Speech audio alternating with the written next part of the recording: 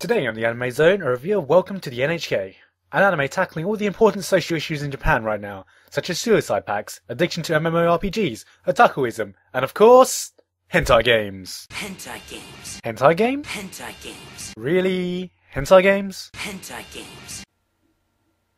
Brilliant.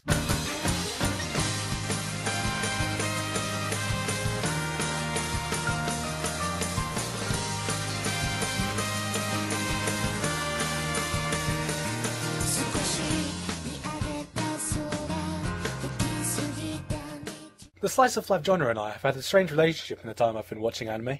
I don't know, there are many slice of life animes that I like, but every time I hear about a new interesting one, it just takes me about a lifetime and a half before I can actually motivate myself to watch it. Probably because every time I hear the term slice of life, I always seem to imagine happy-go-lucky kids either getting involved with some stupid cheesy love triangle, or generally doing stuff which in the end would resemble everyday life in the same way that marathoning all the Twilight movies in one day would resemble any semblance of fun. Oh wait. And in the wild world of anime, there are a lot of things that sound a lot more interesting, such as people beating the shit out of each other, epic mind games, girls with very big guns wearing very little clothing, and girls with big, guns wearing very little clothing. But then again, Welcome to the NHK has been requested up the arse by all you guys, and what better way is there to thank all you guys for getting me over 2,000 subscribers? Sorry, Sato Tatsuhiro has a problem. He's 22 years old, a college dropout, and he's a hikikomori. What this means is he spends all his time locked up in his apartment either sleeping, watching TV, or smoking his fag all day. That is, smoking cigarettes all day, not blowing his homosexual male partner for you Americans out there. You get it now? I get it! Suck me dry! Sato believes he's been caught in a huge conspiracy created by the Japanese TV station NHK, in their evil plan to turn the entire country into hikikomoris. How do they achieve this epic plan, you ask? By airing addictive anime. What? Yes, he then confirms his theory by conversing with his fridge, so you know right there that somewhere along the line he took one too many knocks to the head and went off to cuckoo land. But all hope is not lost as one day a strange girl shows up who claims she has selected Sato in a project which will cure him from his hikikomori disease. And so, Sato starts his epic road to recovery, as he gets addicted to MMORPGs, joins suicide pacts, and makes hentai games. Hentai games. Yes, hentai games. The magical place where tentacle migrate fuck buddies, breasts generally aren't considered large until they start generating their own gravitational field, and every girl is content on getting a hold of a big gun.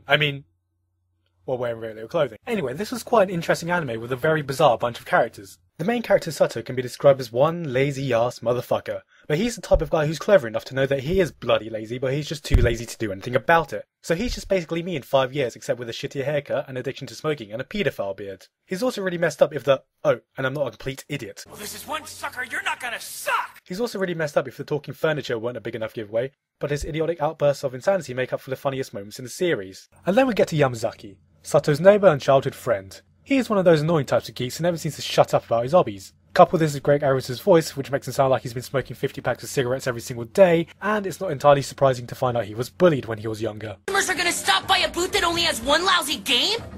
Don't you realize that a game is a holistic work of art? If you try to overcompensate for holes in the plot— Shut up, Yamazaki. The last two main characters are Misaki, the sweet little girl trying to save Sato from his hikikomori disease, who is a lot more messed up than she first appears, and Hitomi, Sato's old love interest who planted the whole idea of conspiracies into his head in the first place. This band of characters make up the biggest strength of the show, because despite how really messed up they all are, there is always something about the problems that they have that you can relate to in the darkest times of your own life, making them surprisingly likeable. Get gone, dirty whores! Shut up, Yamazaki. Misaki just wants to feel like she's not completely useless as a person. Yamazaki just wants to achieve something and leave his mark. Get gone! Shut up! Hitomi feels like the whole world's against her, and Sato is just... It's perfect. Taking dirty photos of little girls is exactly what an ugly, pathetic, filthy, pervert dumbass would do. Actually, I'm still trying to figure that out. As you would expect from a slice of life anime, the series has a lot of comedy present which plays off all the situations Sato gets himself in.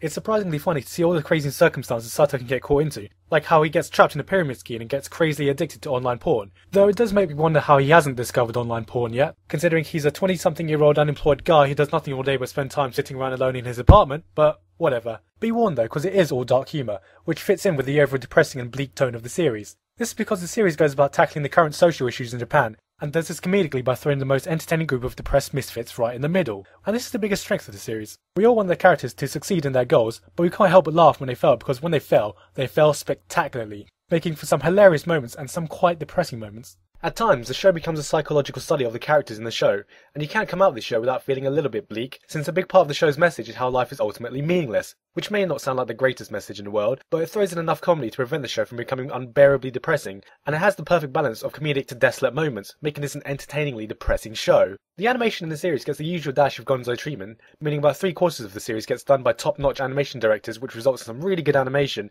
and then the rest of the episodes presumably gets tossed to some 4-year-olds with colouring pencils. The soundtrack also deserves a special mention, since I really did take a liking to it in this show. It consists of a mixture of insert songs which never did fail to enhance the emotions of the scenes, especially the ones with the feeling of loneliness and isolation that are so ever present in the show. Except for one song, of course, which is so annoyingly addictive that it will haunt you in your dreams. And if you've seen this show, you will know which one I'm talking about. Shut up. Overall, this show was surprisingly good, considering it's not the type of show I would usually watch. The characters are likeable, and there are some absolutely hilarious moments in this. And even though the show is quite depressing at times, I think most people could enjoy it if they're in the mood for something a bit darker. So this show gets a good recommendation, unless you think your life is already perfect with all sunshines and rainbows, in which case I would suggest you go to the nearest hardware store, buy a toilet plunger and pull your head out of your own arse.